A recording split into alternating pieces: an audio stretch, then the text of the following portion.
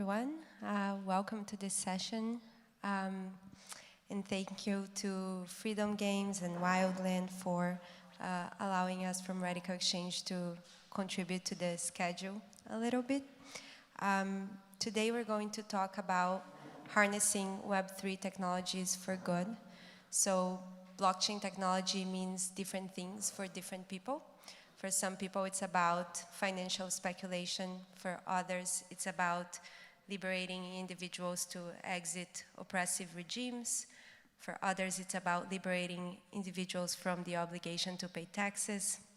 But some of the most meaningful stories are not about exiting communities or extracting value from them, but instead about how this technology offers some unique affordances to strengthen our communities and commit to them. So in this panel, we're going to explore a bit how is it that we can empower collective efforts using blockchain technology. And I couldn't have anyone better with me to do that than Alona Shevchenko and Leon Erichsen. Alona is based in London, but she's from Ukraine.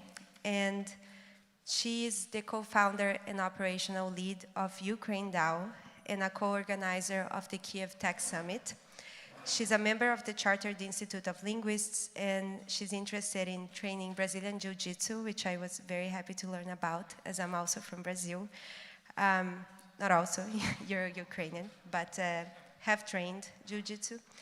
Psychology, AI, tech, and space exploration. I just said that Alona is co-founder and operational lead of Ukraine DAO. So before we get started, I just wanted to quickly ask a question for this audience. Who here has ever heard of the word DAO before, this term? Who is familiar with it?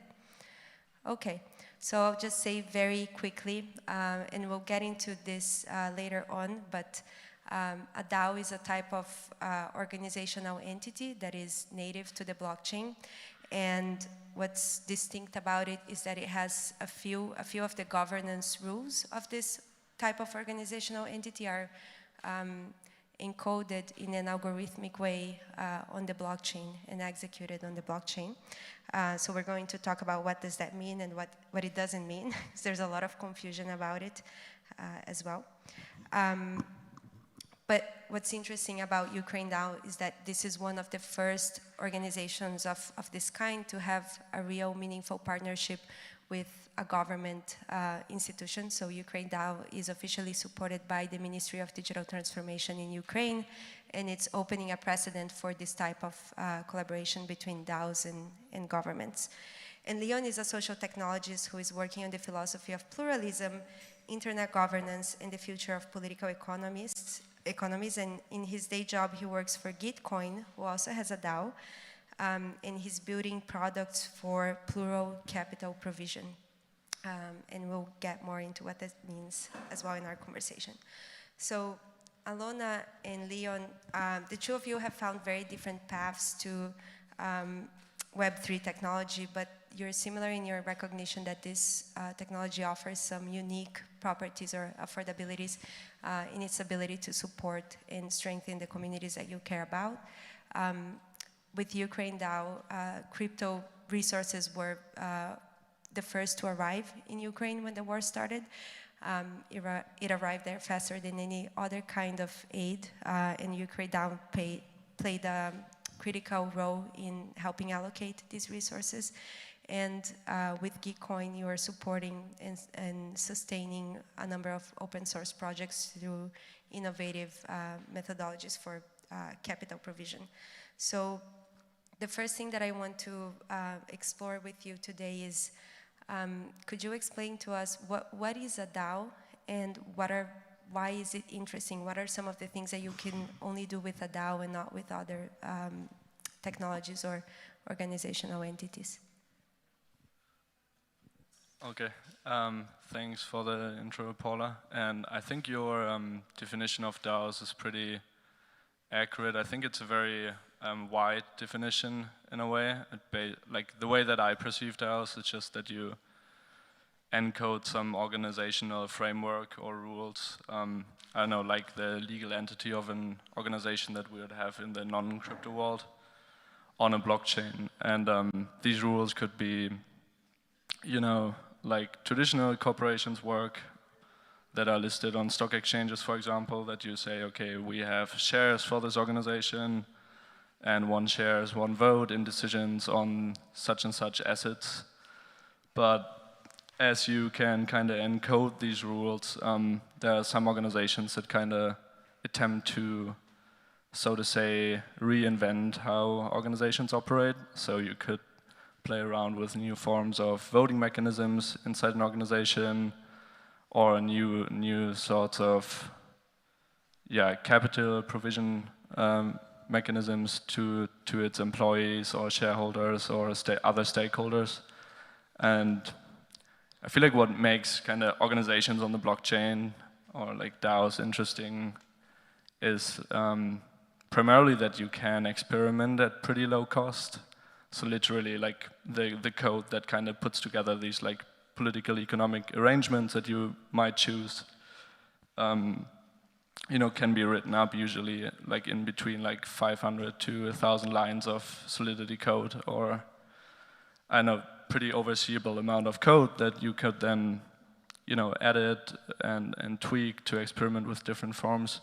I think that's interesting, but I think you could as much if you had the means kind of advocate for the same type of experimentation with like legal frameworks and just kind of drafting new types of legal entities that could then take shape through contracts and national legitimacy instead of like cryptographic legitimacy.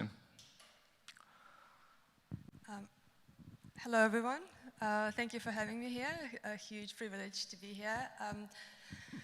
Oh God, where do I even start about DAOs? It's funny, I went to ETH Barcelona conference in summer, and it was a conference dedicated specifically to social impact projects and DAOs as well. And so much time DAO people spent there just talking about what a DAO is. In our case, a DAO is a community with a certain mission and a blockchain-based wallet. And so we started self-organizing 3 days before the full-scale invasion began, and at first it was just the concept was just for fundraising. Ukraine is a very crypto-friendly country, and a lot of really respectable, reputable Ukrainian charities, they accept crypto. So it's something that made our life much easier. Back then, like we did not have to like worry about helping the charity set up a wallet, you know, all that kind of stuff. Even with like off-ramp, we didn't have the issue either. So we just transferred crypto without having to like guess what time we should sell and transfer it into fiat and so on. And also our government is super crypto friendly, and that helps loads. So yeah, we started as a fundraiser, and then we've raised I think over $7 million worth of Ether in the first days, and we were able to also transfer the funds there very quickly. But the most interesting things started happening also in the beginning, but in parallel. It basically became a place where people could come in, either Ukrainians looking for help or foreigners who wanted to offer some help that was not necessarily financial, but it was very helpful. And so our Discord basically became a place where people could connect, or where the moderators could help them connect with each other, right? So the ones looking for help and the ones prepared to offer that. And so I think that was the first time in history that I'm aware of, and DAOs became a DAO became a model for like a disaster response, and so it was exhausting. We stayed up for days, helping to connect everyone, but since then, we've developed into about 13 different working groups, and it's basically a volunteer working groups doing translation, helping, like making subtitles for videos to communicate to the rest of the world what's happening in Ukraine. And so, to many people, it became an opportunity to do something meaningful for Ukraine that they would not be able to do otherwise. So very often when a question comes up, like, why do you need a DAO? Why can you set up a GoFundMe page? Because a GoFundMe page does not create a community, right? And a DAO, Ukraine DAO, became that community, and we are currently helping some incredible Iranian women to organize. But I'm curious. Sorry to interrupt, but I'm curious. You organized on Discord, so if you had a GoFundMe page and a Discord channel, would that be sort of similar or no? No, I'll explain why. I was listening to a podcast the other day with Alex Burnikov. He's Deputy Minister of Digital Transformation of Ukraine. And he said something interesting that it's obvious to me now, but I forgot already. He reminded the host of the podcast that in the beginning, the infrastructure was disrupted, and banking services did not work the way they normally do. And he explains that crypto was Ukraine's lifeline in those days when they were able to, and we were able to transfer the funds to Ukraine and to get the supplies needed for the armed forces of Ukraine specifically, that they could not get into the country otherwise. And so it was really a vital source of help back in those days, and you couldn't have done it with fiat. This is fascinating because I think that a lot of, so DAO is an acronym for Decentralized Autonomous Organization, and a lot of people question why do you need to have a contract running on the blockchain, and whether that's useful or not. But what you're sharing is that this was a specific situation in which only a DAO could have done the sort of organization and allocation of resources that you were able to manage in the first days of the war. Leon, can you share a little bit about Gitcoin and the Gitcoin DAO and what you do there? Sure. So Gitcoin started about, I think, 4 years ago now. I didn't start it, I just joined the team last year, but it kind of started with a mission to fund open source software developers, so basically software projects that build code that is widely available to the public. Usually, like, that's not the type of arrangement like traditional technology investors, like venture capitalists, are looking for, that you say, okay, we'll just like make our product available to anybody for free. So it was kind of hard to, like, for these open source software developers that do like tremendous contributions to the internet, though, like if you consider that like most of the internet is basically running on like Linux machines, like the Linux open source operating system and all kinds of other like programming languages which are open source, it seemed to be like important to fund like these arguably like very much public goods in a way that is sustainable. And I think we started out with like a pretty, like basically a platform which isn't the heart of Gitcoin anymore, but basically like a bounties platform where like somebody could say, okay, I want this open source tool to be built, I'll give the person that built it X amount of cryptocurrency, and if the tool was built, would pay them.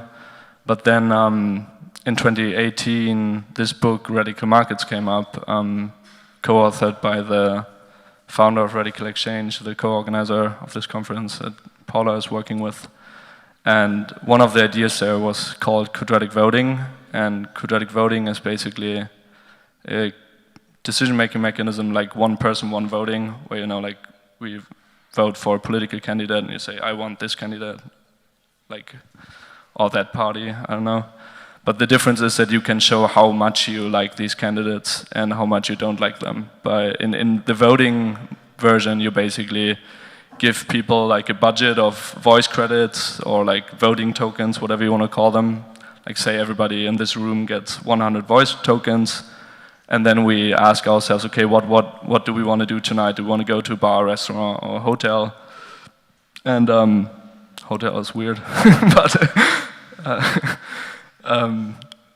you'd basically then be able to use this budget of credits to up and downvote these proposals. So you could say, okay, I put 36 credits on option A, 49 credits on option B, and the rest on the other, against the other option. And the quadratic twist is that like 1 credit converts to 1 vote, 4 credits to 2, 9 to 3, 16 to 4. So essentially we allow you to show how much you care, but we make very intense, strong opinions kind of marginally more costly as the more intense your opinion gets. And in fact, the marginal cost per additional vote that you buy grow proportionally. So it's like a pretty elegant way to design this cost function, because you have like proportional relationship between the influence that you can purchase and like your like opinion as an individual, basically, to translate the two into each other. And then like I think in early 2019, the founder of the Ethereum blockchain, Vitalik Buterin, and Glenn Weil, the founder of RadicalxChange, thought about basically doing quadratic voting with money, and basically you would vote on the distribution of some subsidy pool of money to different candidates or projects. So basically, maybe to illustrate this more quickly, like how this gets applied in Gitcoin is that we have some philanthropic organization, like for example the Ethereum Foundation, which is like a wealthy organization that like is kind of wanting to support the Ethereum ecosystem, but there are like thousands of open source software projects in the Ethereum ecosystem, so it's kind of hard to tell, okay, which one should we really support? So they say, okay, we'll put up a matching fund of like $2 million to support the Ethereum ecosystem, and then the community of the Ethereum community can then basically make donations using cryptocurrency on the projects that they like. And in that algorithm that then matches the donations of the community to that matching fund, basically you apply quadratic voting. So like a $1 donation has proportionally more weight than a $100 donation, because a $1 donation in that algorithm is like $1, but a $100 donation only $10. So we kind of, it has like another cool gotcha, which is that, you know, making a small donation actually has proportionally more weight, because like a $1 donation is like kind of the fullest value that you can get. You know, in some cases, if you donate $1, you get like a $200 match or whatsoever. So like we kind of incentivize people to donate to projects to which they might usually not donate, because they might think, okay, why would I donate $1? But in this setup, a small donation can actually go a very long way. But you can still show, like, if you care much more about a project and like donate more, but the cost for like the reward that you get for that in terms of matching kind of decrease over time. So basically what Gitcoin is doing now is like we work with all kinds of different kind of sub-ecosystems and other blockchain ecosystems, like primarily in this Web3 space. And the leaders of these ecosystems usually then put up like matching funding. They sign up projects that they want to support, and then their communities kind of, with their donations, vote on how they want to distribute the funding in their community. So, yeah, we've piloted quadratic funding basically for this, I mean, arguably kind of very niche technological ecosystem, but as much, and I'm pretty excited about that, you could imagine that like someday, let's say, the city of Lodz or the city of Warsaw, or even like a nation state, or like just a neighborhood in a city says, okay, we have like this budget of, I don't know, like $1 million that we want to use to support playgrounds in the city.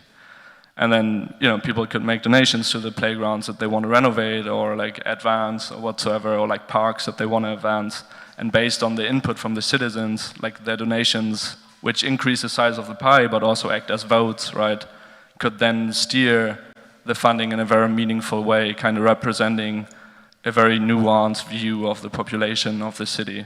So yeah, I think maybe just to like zoom out one step more, what Gitcoin has been doing previously is like we kind of operated these grant programs on a very like operations heavy way. Like we had a pretty simple product, like a very simple platform that wasn't really modular and whatsoever. Because you can imagine that like different matching partners want different rules, you know, like who can participate or who cannot participate, what projects can receive funding.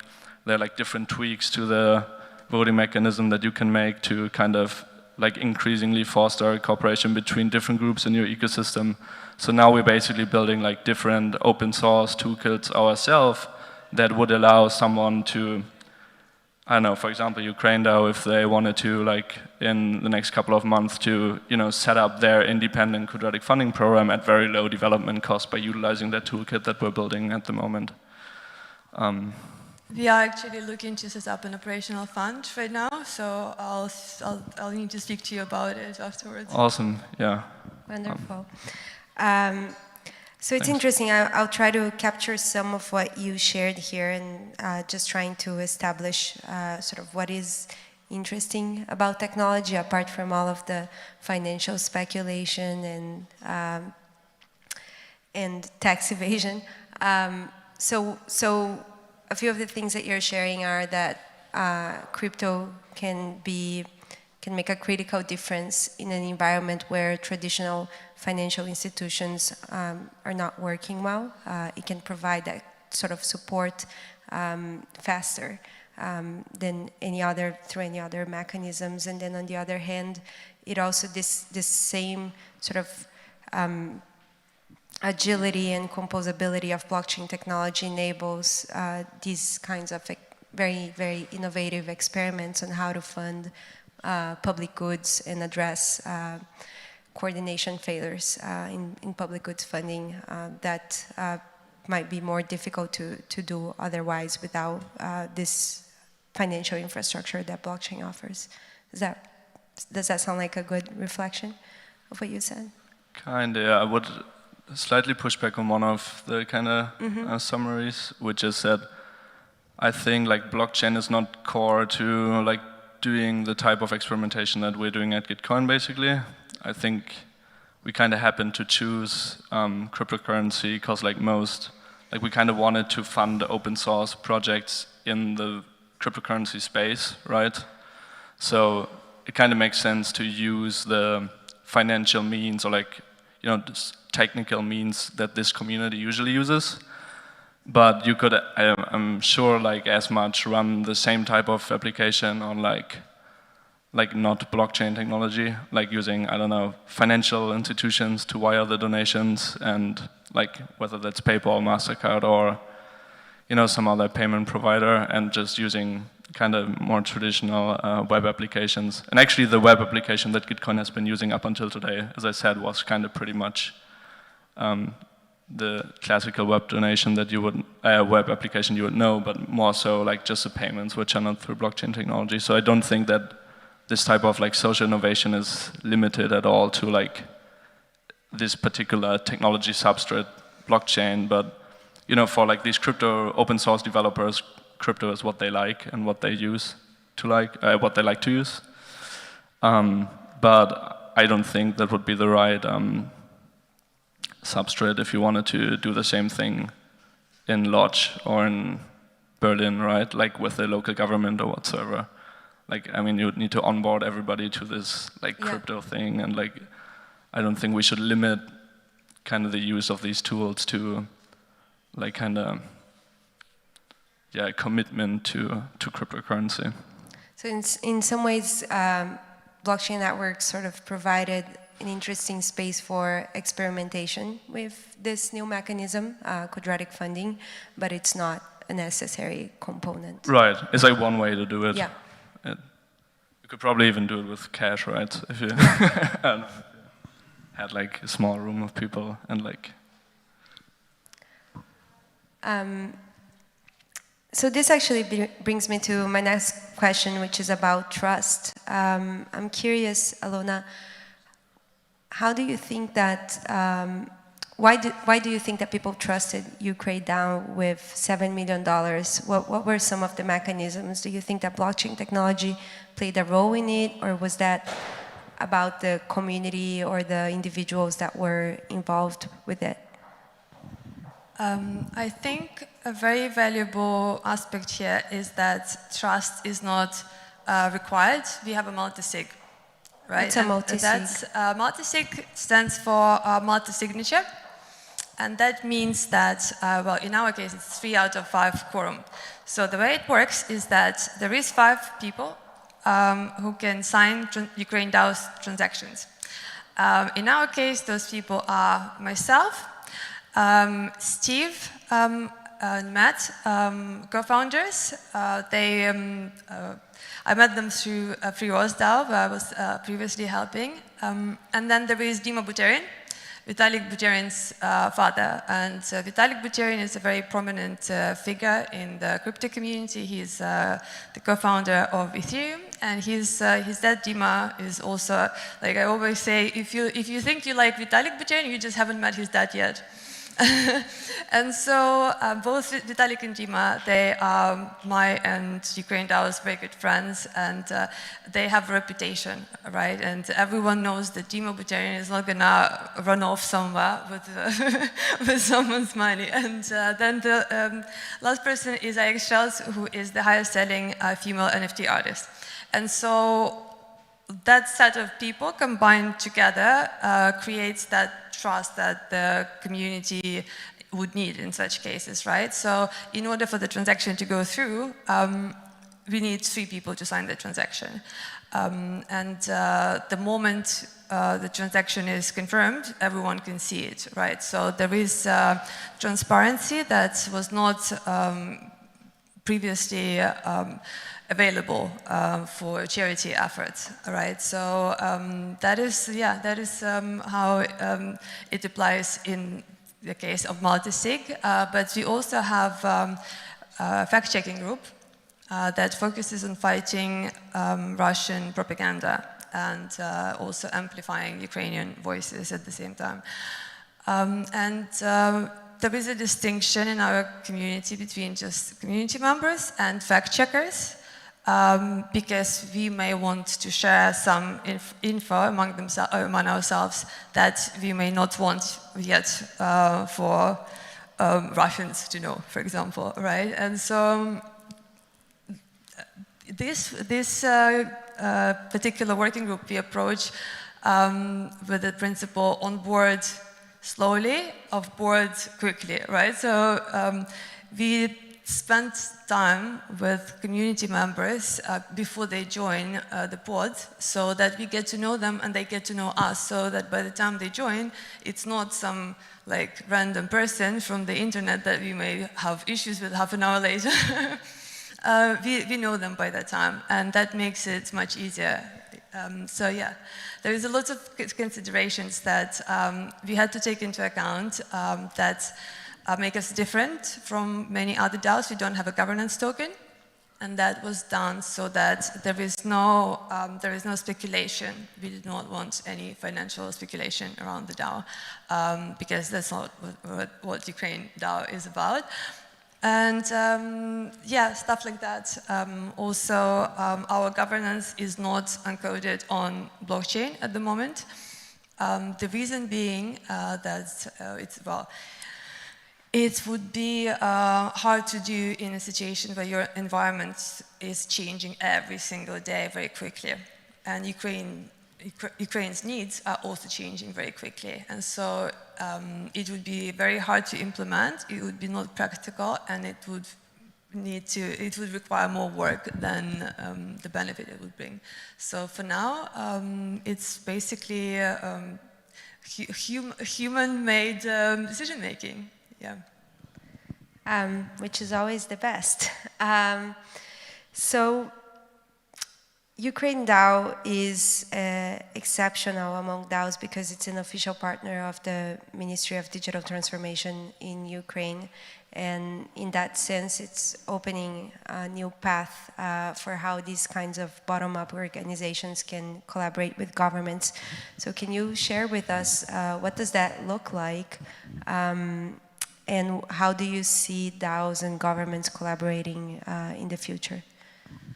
So the Ministry of Digital Transformation of Ukraine is my favorite one, my favorite ministry in Ukraine, and it's a side of our government that is working to digitalize all government services. So the purpose is for anything that involves interaction with the state to be doable digitally, online. And so Ukraine is already like super digitally developed. So we have our ID in an app. We can, I don't know, pay a fine in the app or sign a petition through the DIA app. So a lot of services that in other countries are not available online, they've developed them. And they also created the kind of support well, in the first days of the full-scale invasion, but it was available already by that time, that we took for granted as Ukrainians.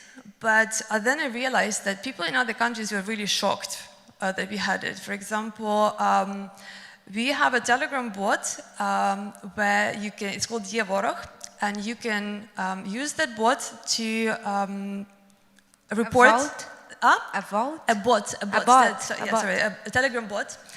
You can use it to report to the government the movement of the enemy troops or equipment.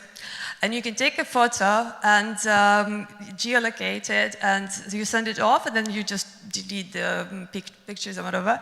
And to me, it was normal, you know. And then I was on Twitter, and I was scrolling through my feed, and I saw two people, I can't remember where they were from, I saw two people discussing it. I was like, what is happening there? Like, it's so weird, like, that's normal, right? And then I realized they were shocked that we had this bot, and it was shocking to me that they are shocked, you know? And so we have so many things like that, that people are just completely, surprised when they see it. So that is all made by, well, most of those services by the Ministry of Digital Transformation. So before we were even introduced to them, we were sharing their products to help Ukrainians, to provide that info support. And then we had a call with them. We basically operate completely autonomously. But very often we will need some, I don't know, logistical help for Kyiv Tech Summit, for example, or advice. They obviously have much more experience and knowledge than we have. And so, they really, really helped us to organize Kyiv Tech Summit, which was the Web3 hackathon that we hosted in Kyiv in a bomb shelter. And so when we were arranging it, a lot of people were super critical of the idea, and they maybe haven't been to Ukraine recently or at all, and to them, considering what they saw on TV, it sounded like a completely crazy idea, and they were like, are you guys thinking to do a hackathon during wartime? And you were like, yeah, that's what we are planning to do. But Minsifra, that's the name of the ministry, the shortened version in Ukrainian. They're like, yeah, like that's a great idea. Let's go, you know, let's do it. And I don't think there are many governments in the world that would be this open-minded. So we really appreciate it. I'm curious, are you familiar with the work of Audrey Tang in the Digital Ministry in Taiwan? I'll admit that I'm very sorry, but not yet. No, so this is fascinating because Audrey is one of our greatest inspirations in our work at RadicalxChange, and it's there's a somewhat similar story. She was a leader of a hacktivist group in Taiwan, and they occupied the parliament to protest a particular piece of legislation that they thought was going to put was going to undermine Taiwanese sovereignty in relationship to China. And they occupied the parliament, this hacktivist group, and they conducted deliberations inside the parliament and broadcast them to society. And these and all of the proposals that they developed were in the end approved by the government. And Audrey, who was one of the leaders of this movement, became digital minister of Taiwan, and she's now just recently ahead of the Ministry of Digital, it's called Affairs. MODA, Digital Affairs, yeah, in Taiwan. And this kind of partnership between hacktivist groups on the ground and a government institution that really understand how to listen to them and collaborate with them is extraordinarily valuable, especially in moments of crisis. So during the pandemic, Audrey's digital ministry collaborated with these hacktivist groups on a number of different projects. So for example, mapping where masks were available in different pharmacies throughout the city through an app where everyone could collaboratively add that data so that people wouldn't have a sense of panic about not being able to buy masks because they could just find this app. And there are many other interesting examples of the kind of work that they do. And when I learned about Ukraine DAO, what I was thinking about is that you are taking hacktivism to the blockchain, because this is the first time that I'm hearing about a hacktivist group, which is a group that is organizing from the bottom up and using digital tools to coordinate better, but also using blockchain technology, which can be very helpful because all of this work, as Leon was mentioning, when it's volunteer work, when it's open source work, it's very, very hard to fund it. So I feel like it's a new breakthrough to sort of bridge this sort of hacktivism with blockchain tech and DAO, and I find it really fascinating. At this conference that I mentioned, someone came up to me and they were like, I have a question about Ukraine DAO and the government. I was like, go ahead. And they asked, you know, when the war ends, and in Ukraine we don't say when the war ends, we say after the victory, after Ukraine's victory. They're like, what if you don't want to be associated with the government anymore? How are you going to escape from them? And it was such a funny question to me because, first of all, no one is holding us.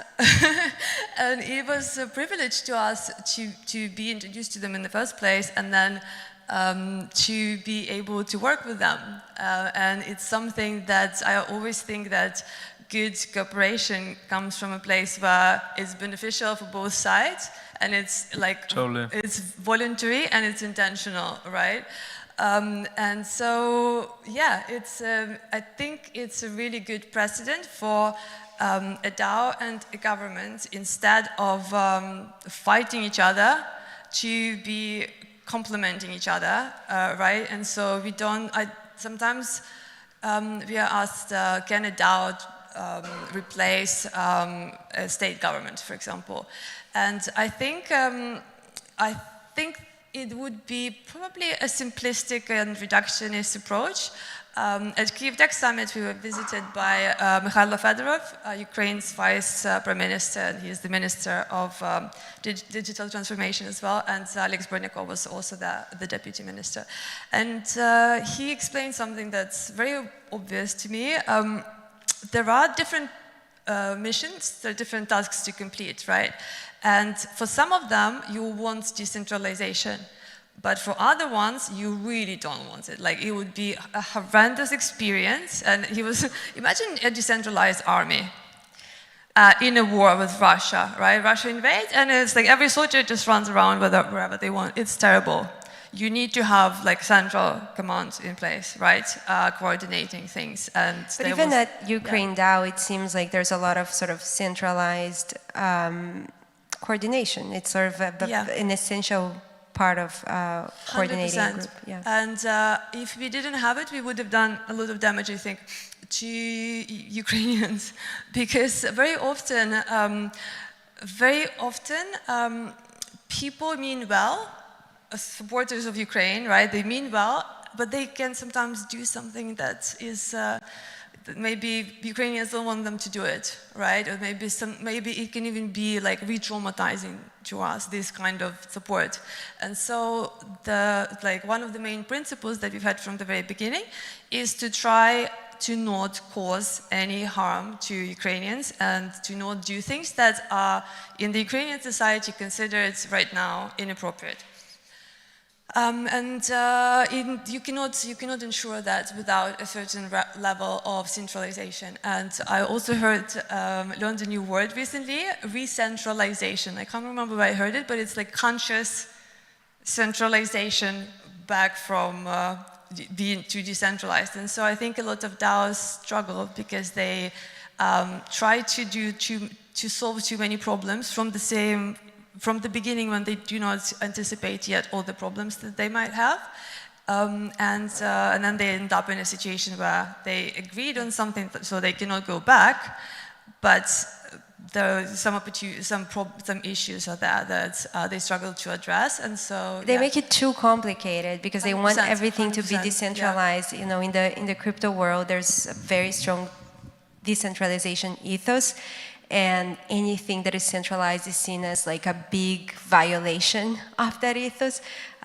But then it doesn't work in practice, right? When the DAOs that are actually having lots of concrete impact, they do require a good amount of just central coordination for things to function. So it's interesting to try to understand where is it that decentralization can be valuable and also where it isn't. Yeah, I think, sorry.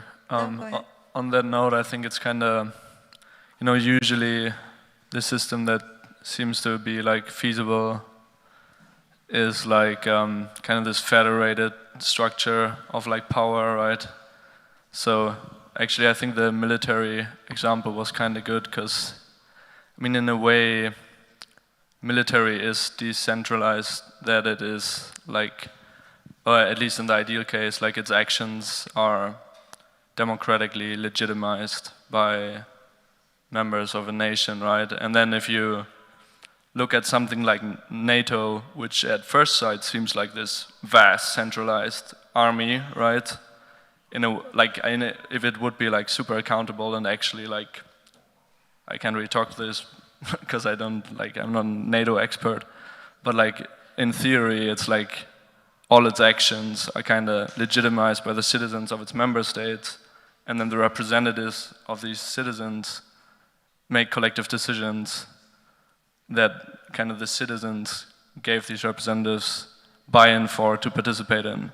So it's kind of you can maintain like legislative decentralization, like kind of passing the rules and passing the mandates in kind of democratic ways by kind of delegating power to leaders or representatives, but then the execution of these rules might be in like a kind of dark like war room with like the defense ministers of like these countries, or I don't know what NATO's doing sort of behind the doors, but yeah. Centralized and decentralized governance processes. I'm curious about your trajectories in the blockchain space. There's a lot if you start reading about blockchain technology, if you just Google about it, you will see a lot of buzzwords, right? Like decentralization and empowerment and banking the unbanked. And it can be confusing to try to navigate what's meaningful and what's just marketing. And the two of you have found your ways around it and were able to do and are doing extremely meaningful work.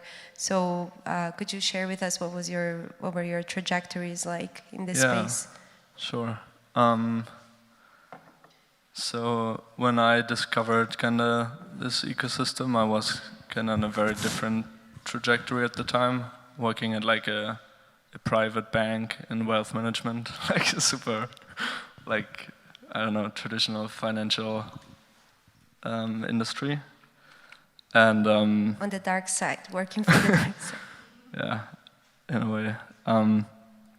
But then yeah, there was this interest, because it was like the summer 2017 when there was like this kind of bull market in cryptocurrency, which obviously like financial investors of all sorts might have been like looking at the charts and be like, okay, that is interesting.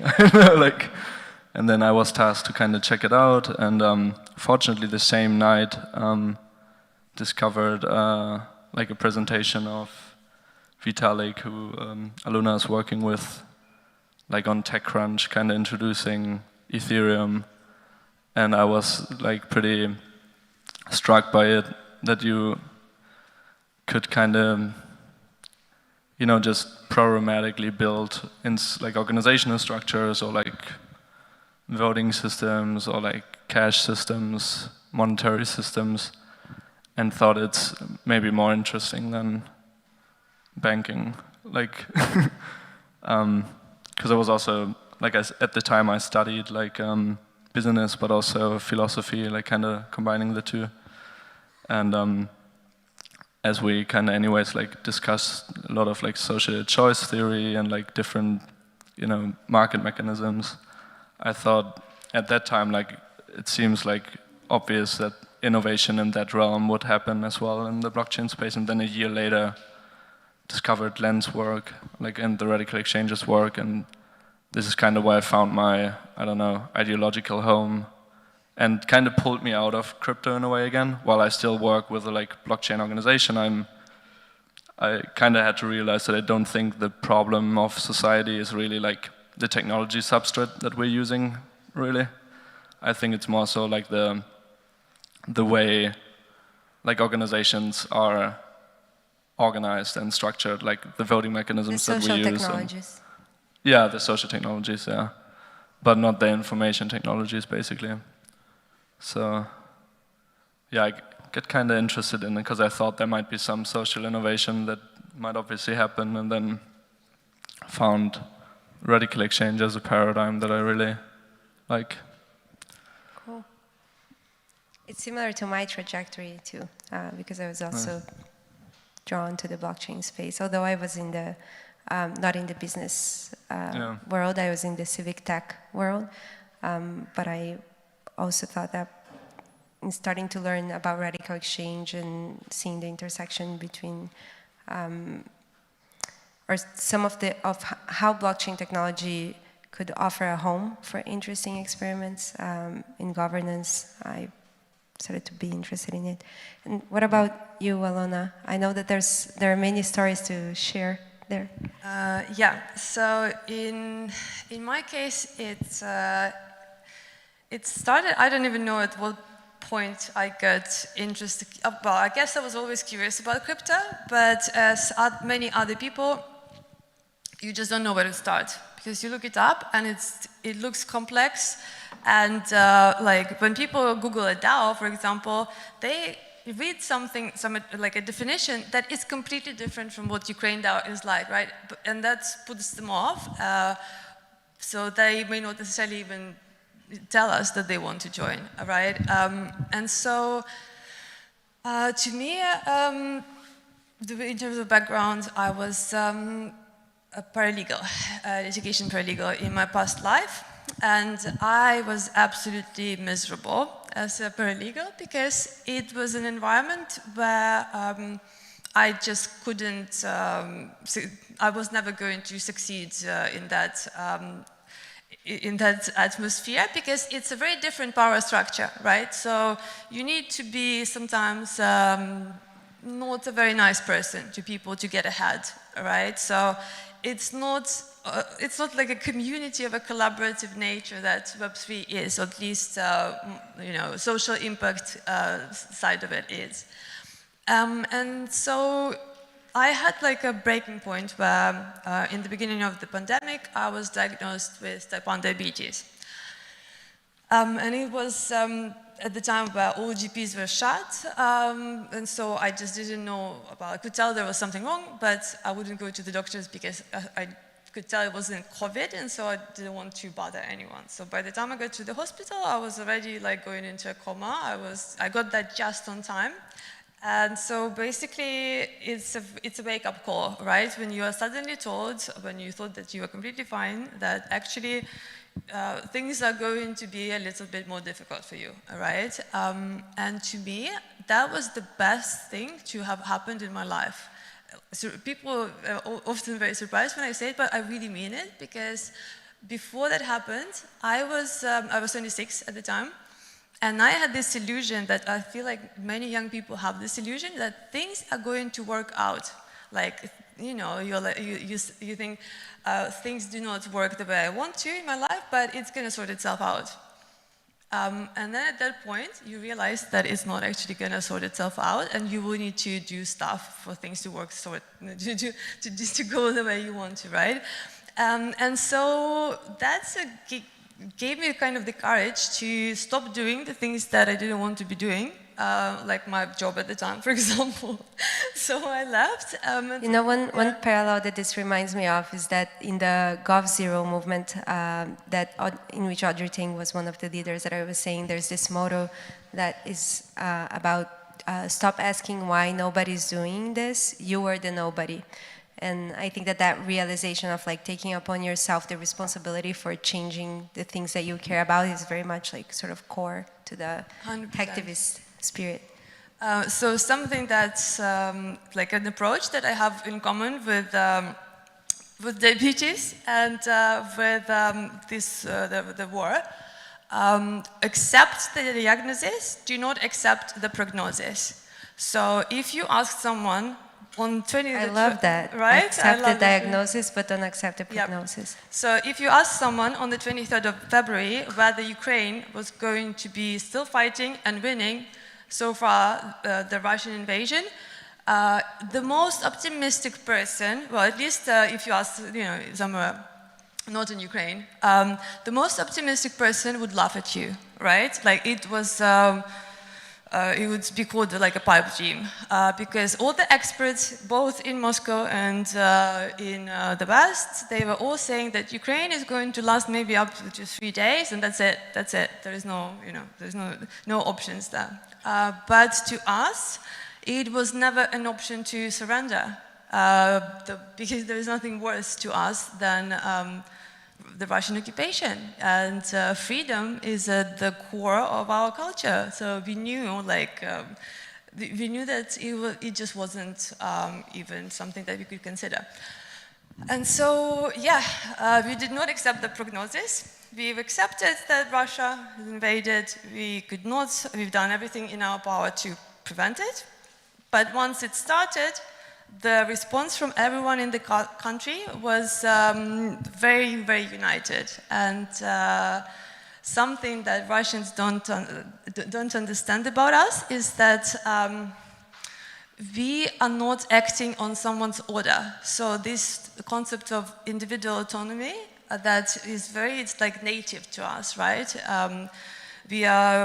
It's in our blood, like we are all, you know, we grow up just knowing this. To Russians, it's non-existent, and so that's why they waste time making like deep fakes with Zelensky, our president, telling Ukrainians to lay down their arms, and it doesn't matter to us. You know, if we watch a video telling us to lay down the arms, because we did not pick up the arms because of the video, you know, and yeah, so this concept of like individual autonomy is what makes Ukraine right now essentially work like a DAO, because Ukraine has one mission, and everyone in the country and all the Ukrainians outside and all their friends have the same mission. Right? And everyone is doing whatever they can with their skill set to contribute towards that mission. And then there is Ukraine DAO, that's like a DAO on top of that DAO that Ukraine is itself. So that's yeah, I don't know if this makes sense, but... No, it makes perfect sense. And I love sort of the construction of sort of what is the mindset that makes a hacktivist or a citizen. But I'm also curious about what were some of the other things that you've done in the blockchain space prior to Ukraine DAO. You mean myself? Yeah. Oh, so have we mentioned Free Rose DAO? Not yet. Okay, so before launching Ukraine DAO, I was in Free Rose DAO helping as a community and operations manager. I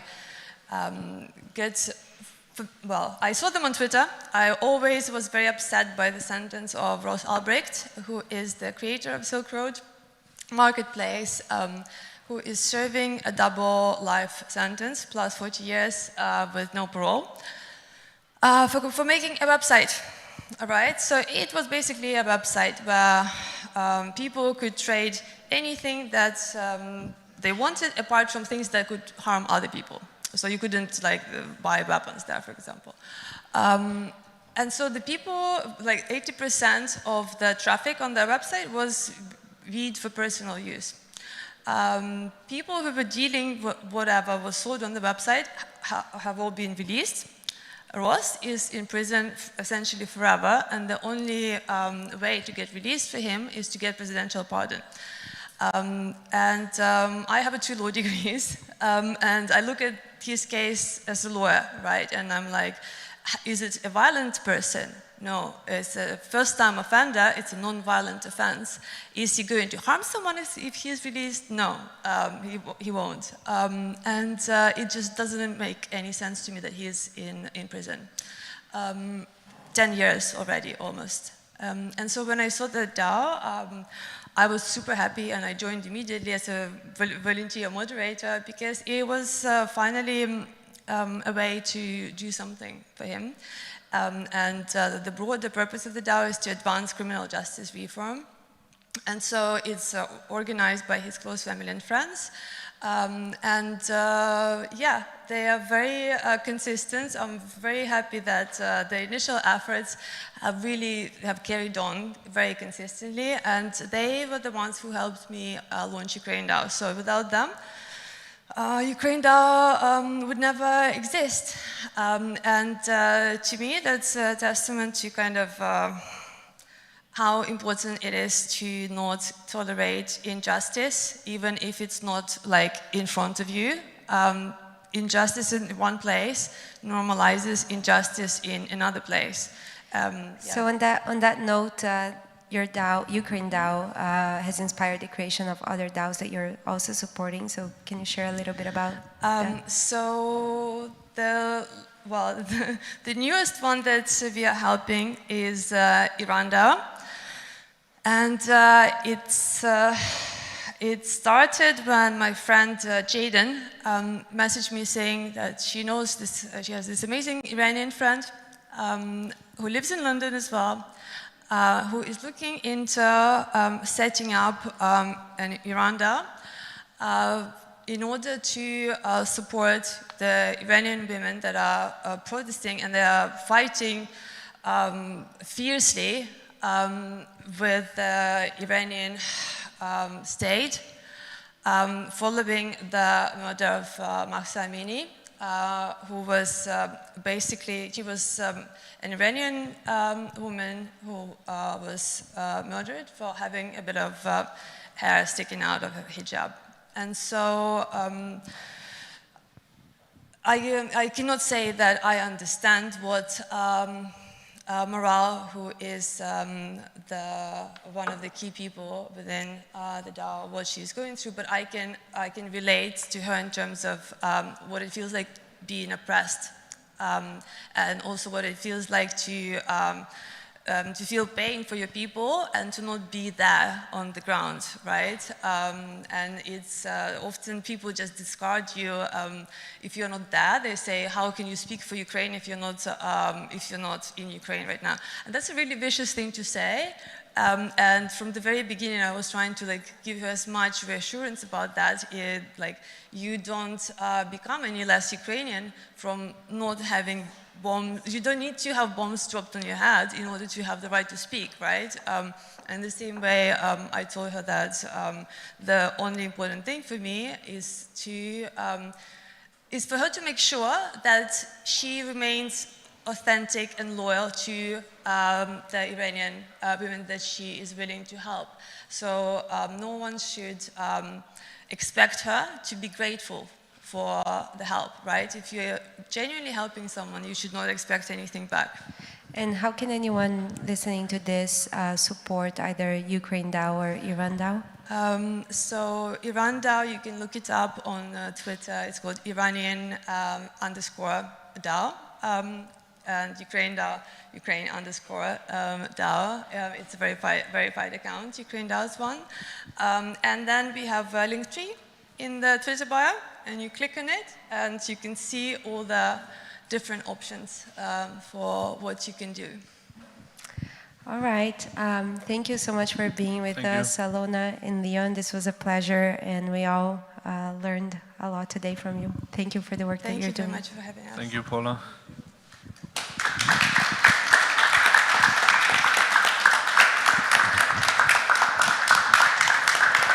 It's not always easy to recognize. It may look like this, or like this. It may be a burden, but it is a responsibility that we embrace nonetheless. But if it means this for one person and this for someone else, maybe it ultimately means being there for one another.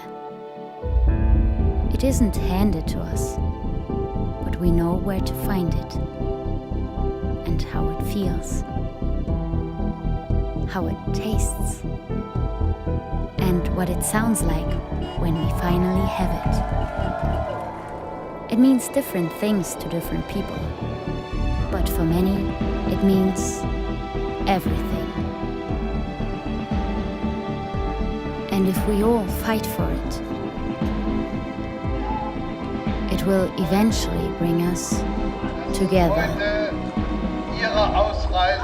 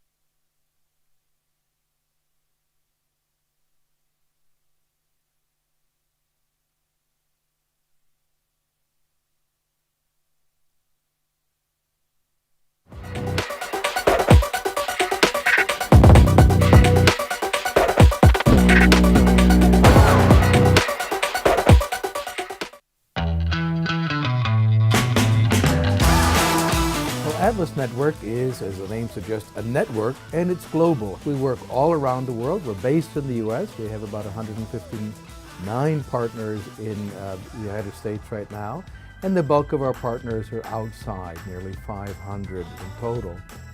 Atlas Network, it connects people from all over the world, defending the idea of human dignity, defending human rights and personal liberties. Atlas Network is focusing on, I think, the most important and moral cause in the entire world. We partner with local innovators, local leaders who understand conditions on the ground in communities facing real challenges. We look at the people from the worldwide freedom movement that are passionate, are ready to make a difference, understand local conditions, and we invest in them. At Atlas Network, we unleash individual ingenuity to enrich humanity. The United States does not have a lock on the idea of freedom and liberty. Those ideas are beyond borders. One of the main goals of Atlas Network is to eradicate poverty around the world, and we do that by investing millions of dollars in our partners' work every year. Historically, wealthy nations around the world have tried to help low-income countries develop. The way we've been doing it traditionally has not really been working. So there's a movement to do development differently, and that means we need to step back as outsiders and rethink the role that we're playing in helping people in low-income countries achieve their dreams. We want to make the world a better place. We want to make the world a freer world. All of us want to leave a legacy and be part of something big to make a better world. This is exactly the work of Atlas Network. With our growing number of hundreds of successful partners, we're stronger than ever.